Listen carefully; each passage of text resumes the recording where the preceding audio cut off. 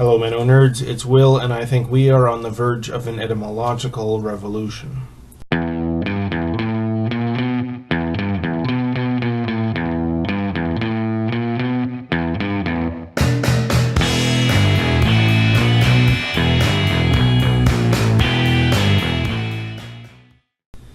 In this video series, we've been talking about evangelism and what evangelism means, the who and the how and the why. In the last episode, Paul spelled out pretty well what evangelism means based on the root words. I have an odd relationship with the word evangelical. I'm happy to proclaim it for myself as a label, except that whenever someone else is involved, whenever someone else's determination matters whether or not I'm going to be an evangelical, I'm quite content with the notion that I probably won't fit into what other people expect.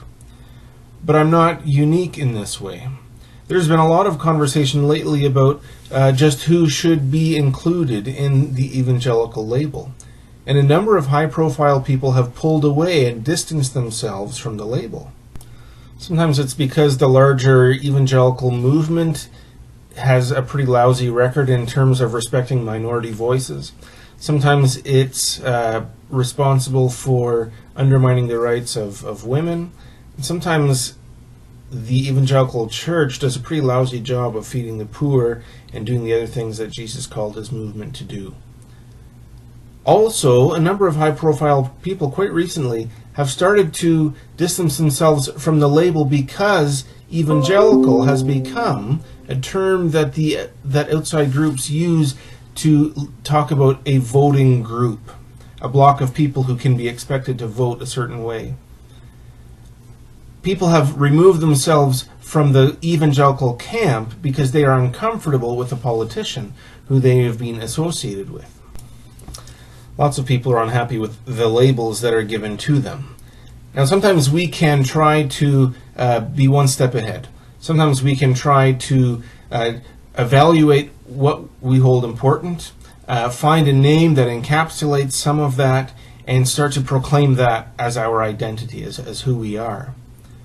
But a lot of times people won't latch on to that label and will continue to use the label that we don't like, and a Baptist is in fact one of those labels. It seemed to me it would be interesting to do a bit of a thought experiment. If we were to take the various camps within the evangelical movement and rename them, recategorize them so it's easier to differentiate. The three groups that I had in mind were the political group, the one who acts in such a way to gain political power and political influence. The other one is one that is all about the proclaiming and seeking to grow the church by winning more and more converts. And the final one is the part of the church that emphasizes doing good things, communicating literally good news by doing good things for people who need good things done for them. But what kind of names would they give themselves? Probably quite complimentary. But what names would people in the other camps give to them?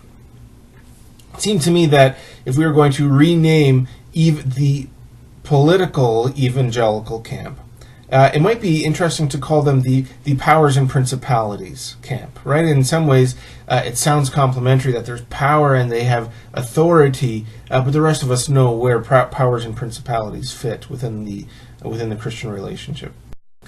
Next, we might have the sea-crossing Christians, right? Some of you know the verse where there are evangelists, but they're challenged because they would cross the sea to win a single convert, but then make them twice the son of hell that they were themselves.